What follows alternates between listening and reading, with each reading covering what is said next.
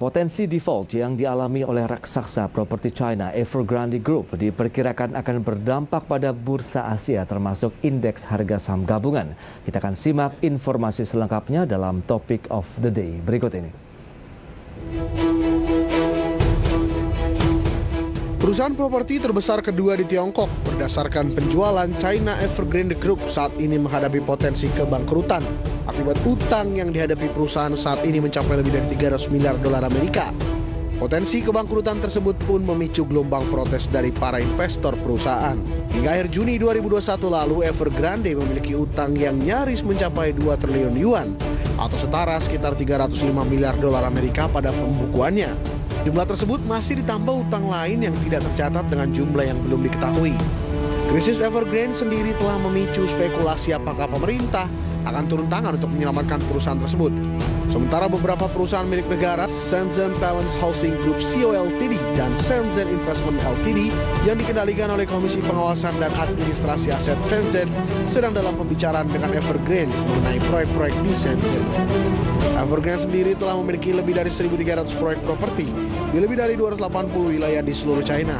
Sementara perusahaan yang berbasis di Shenzhen ini pun memiliki 6 obligasi yang jatuh tempo pada tahun depan dan 10 obligasi pada 2023 dari total 24 obligasi yang diterbitkan. Dan hingga perdagangan siang ini di bursa Hong Kong, saham Evergrande tercatat turun hingga 84,76% secara year to date dan tercatat di harga 2.170, di mana kinerja negatif tersebut juga diperparah oleh pandangan investor yang negatif terkait proyek bisnis perusahaan menjelang makin dekatnya tenggat waktu pembayaran kewajiban pada pekan ini.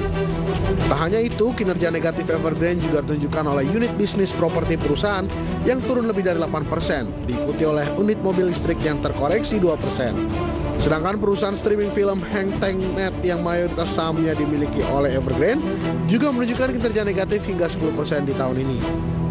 Ancaman default dan krisis yang dialami Evergrande nyatanya juga berdampak pada kinerja sejumlah bursa di Asia, termasuk diantaranya indeks harga saham gabungan pada perdagangan sesi pertama hari ini. IHSG tercatat turun 0,74% ke level 6.031. Direktur MNC Asset Management Edwin Sebayang kepada IDX Channel mengatakan, potensi keberangkutan Evergrande tidak hanya berdampak negatif pada indeks Asia, termasuk Indonesia, namun juga berimplikasi pada saham-saham emiten properti di Bursa Efek Indonesia.